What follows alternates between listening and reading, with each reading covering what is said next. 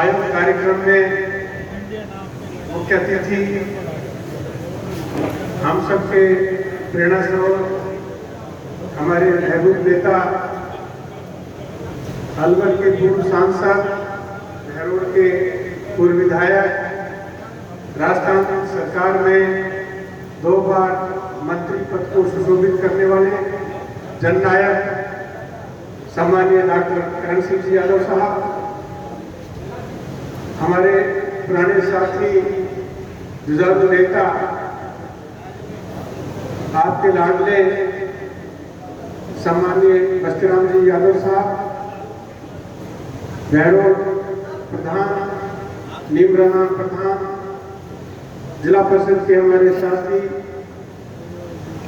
सरपंच साहिबान और मंच पर बैठे सभी सम्मानित नेतागण, बहरोड, नीमराना, मुलावर, बांसु से सभी गांव से पधारे सभी सम्मानित नागरिक, मैं माननीय डॉक्टर करण सिंह जी का और जो टीम वाली उन सबका और आप सबका भी माननीय मुख्यमंत्री जी के प्रति गहर कदर करते हैं, उनका स्वागत करते हैं और उनके प्रति आभार व्यक्त करते हैं।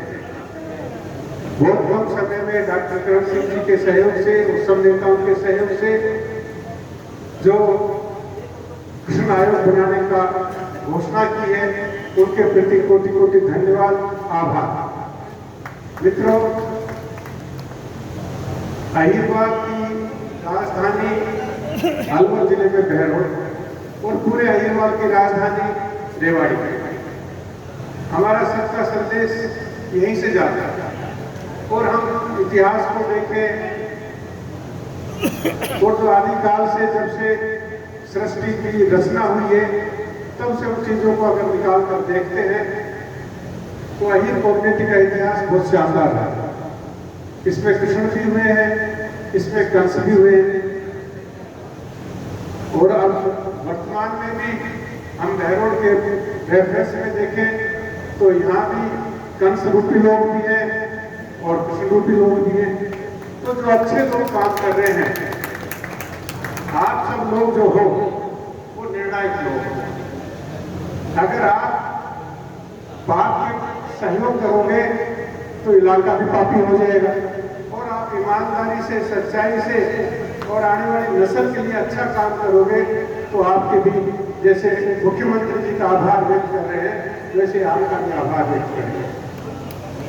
अलवर जिला अभी तो कहीं आपका भी नया जिला बनने जा रहा है, खैर तक भी नया होगा, लेकिन जब तक नोटिफिकेशन नहीं हुआ है, जब तक नोटिफिकेशन नहीं हुआ है तब तक अलवर जिला ही माना जाएगा। और अलवर जिले में आज़ादी से बाद में 1947 के बाद में बहरोड दिशा देने का काम करता है। अलवर जिले का नेतृत्व भले ही मुख्यालय पर श्री बाबू सोहाराम मेंबर पार्लियामेंट रहे, चाहे रामदलाल जी मेंबर पार्लियामेंट रहे, करण सिंह जी मेंबर पार्लियामेंट रहे, पवन जितेंद्र सिंह रहे, युवरानी महेंद्र कुमारी रही, घासीराम जी रहे, लेकिन राज की तरफ से जब तक मान्यता नहीं मिलती थी तब तक वो नेतृत्व नहीं कहलाता। आपका नेतृत्व सदा ही अलवर जिले के अंदर पहली पंक्ति के अंदर रहा है। लेकिन जो हालात देख रहे हैं, जिले भर में जो चर्चा हो रही है और जिले भर में जो नैतिक गिरावट आ रही है, कौरव पांडवों के समय में भी नैतिक गिरावट आई थी तो वहां कृष्ण पैदा हुए जिसके सम्मान में हमारा आयोग बना है। अरे कृष्ण जी उस समय भी लोग सिंहासन से बंधे हुए थे, उस समय धर्मराज युधिष्ठिर ने भी जुआ खेलने का काम किया, लेकिन वहां भी कुछ लोग अच्छे थे जिन्होंने नैतिकता के आधार पर चीजों को बढ़ाया और बचाया। आज भी हम लोग धर्म की बात करते हैं, धर्म हमेशा नैतिक बात करता है, नैतिक मूल्यों की रक्षा की बात करता है।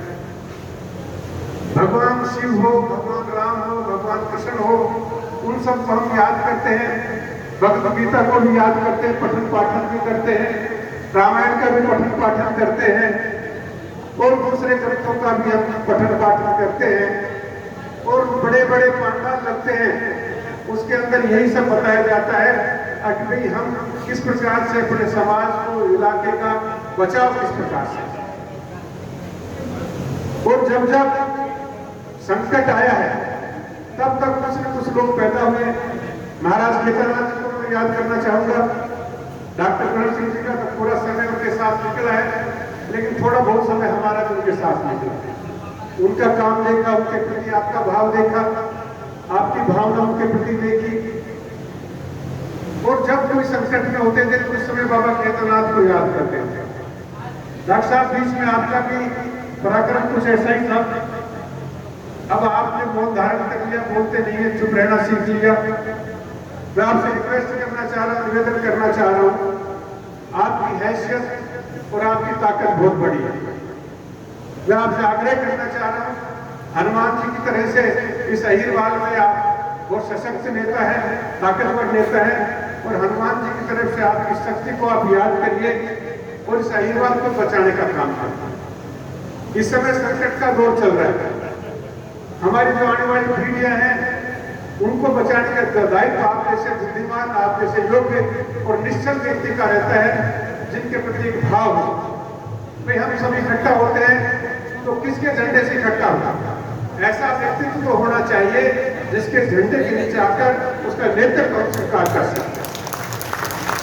हर व्यक्ति का नेतृत्व नहीं हो सकता, हर व्यक्ति के पास आकर सब लोग इकट्ठा नहीं हो सकते, लेकिन ऐसा व्यक्तित्व हो जिसको निसंकोच, अगर आपसे कोई बैर भाव भी रखना चाहता है, हो सकता है कि राजनीतिक रूप से आपको कोई पसंद नहीं करता हो, लेकिन सामाजिक रूप से आपके व्यक्तित्व के नीचे आपके पास इकट्ठा होने में उसको कोई गुरेज और जोर नहीं पड़े। मैं ज्यादा समय दे लेता हुआ 2-3 बात आपके बीच में कहना चाह रहा हूं। हमने भी राजनीति शुरू की और कोशिश की मूल्य आधारित राजनीति में करूं। समय 40 साल के लगभग 78-79 से मैंने एनएसयूआई के माध्यम से जुड़ा, युवा जनता दल का राजस्थान का प्रदेश अध्यक्ष रहा, जनता दल की राष्ट्रीय कार्यकारिणी का मेंबर रहा। 2 बार पार्टी ने जनता दल की हवा नहीं दी, मुझे चुनने का लड़ने का मौका मिला। मंडल कमीशन आपको मिला, लेकिन मंडल कमीशन की वोट आप लोगों ने नहीं दी। शरद यादव इस दुनिया से चले गए, रामविलास पासवान भी इस दुनिया से चले गए, लेकिन आने वाले समय के अंदर इतनी बड़ी नींव आपके बीच में रखे कि आपके यहाँ से 50-50, 60-60, 70-70 यूपीएससी राजस्थान लोक सेवा के माध्यम से नौकरियों बच्चे निकलने लगे। तो ये नेतृत्व का कमाल है, ये लोकतंत्र का कमाल है। मैं आज डॉक्टर करण सिंह का भी धन्यवाद करना चाहूंगा। अगर बलिराम भगत यहाँ पर बाई चांस गवर्नर थे और डॉक्टर करण सिंह सामाजिक न्याय की लड़ाई लड़ने वाले नेता थे, और इनका धन्यवाद खैरमकदम करना चाहूंगा। इनके माध्यम से जो हमको राजस्थान में आरक्षण का लाभ मिला, उसके लिए अगर किसी व्यक्ति का योगदान है तो बलिराम भगत, शरद यादव, रामविलास पासवान के बाद में डॉक्टर करण सिंह का योगदान। मित्रों, सामाजिक और राजनीति के अंदर जो हम लोग काम करते हैं, हम लोग मूवमेंट करते हैं, हम यहाँ सफेद कपड़ों में पहने हुए आपको दिख जाते हैं, लेकिन सफेद कपड़ों के संघर्ष में कितनी लड़ाई होती है इसका अनुमान आप नहीं लगा सकते। हम मूवमेंट में चलते हैं, खाना भी एक टाइम जब संघर्ष रहता है तो मिलता नहीं मिलता, स्टेज पर भाषण देते हैं तो लगता है बड़ा अच्छा काम है, लेकिन मूल्य आधारित राजनीति करने में बहुत जोर पड़ता है। और ये जो आप चीजें आपको गिना रहा हूं, बता रहा हूं, ये सब चीजें आसानी से नहीं मिली। अगर काका कालेलकर नहीं होती इंदिरा गांधी के टाइम पर उस समय, तो ये रिपोर्ट नहीं होती, और मंडल कमीशन अगर जनता पार्टी नहीं बनाती तो ये लाभ भी आपको नहीं मिल पाता। और डॉक्टर करण सिंह, शरद यादव, रामविलास पासवान नहीं होते और बलिराम भगत नहीं होते तो ये आरक्षण का लाभ भी आपको नहीं मिल पाता। आपकी आने वाली पीढ़ी को कितना बड़ा लाभ दिया। और राजनीति के माध्यम से चौधरी चरण सिंह किसान नेता हुए तो एक बात कहते थे, किसान को एक निशान अपने हल पर रखना चाहिए, हाथ की मुट्ठी पर रखना चाहिए, और एक ध्यान सियासत के ऊपर रखना चाहिए। हमारे बीच में शायद भारत यादव पधार चुके हैं और उनके साथ उनकी पूरी टीम आ चुकी है, जिनका योगदान उनके साथ में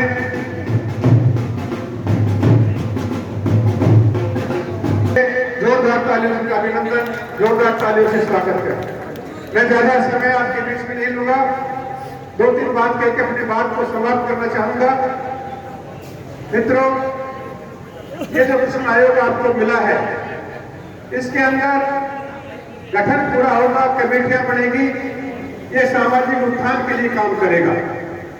ये हमारे कम्युनिटी के लिए, समाज के लिए अधिक से अधिक क्या आपके लिए उपयोगी हो सकता है, चाहे शिक्षण संस्था हो, चाहे नौकरी का मामला हो और चाहे अदर एक्टिविटीज हो, उन सब के लिए बोर्ड काम करेगा। अब इसकी रूपरेखा बनेगी, इसके लिए क्या क्या नियम कानून बनेंगे, वो सब कमेटियां तय करके बनाएगी। लेकिन पुनः जोरदार शब्दों में माननीय मुख्यमंत्री